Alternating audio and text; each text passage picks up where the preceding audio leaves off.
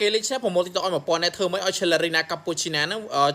វាយឆ្នាំធុងសាហួលអញ្ចឹងណាស្វែងរកខ្លាំងពីណាលេងឆ្នាំប្រមូលទីតឲ្យចំនួន1000ណែជាពិសេសមានលក់ទីតល្បីៗឆាត់ចូលពេកណាសែម្នាក់មួយតោះពពពពពពពពពអូឃើញអត់ឈ្នះទេអ្នកគ្នាស្វែងរកខ្លាំង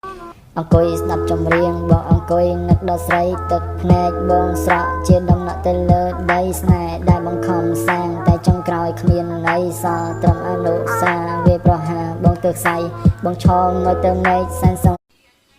គ្រប់គ្នាថាខ្ញុំជាកូនបិសាច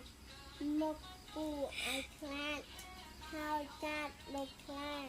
តាមការពិតនោះមិនដូចឡើយណា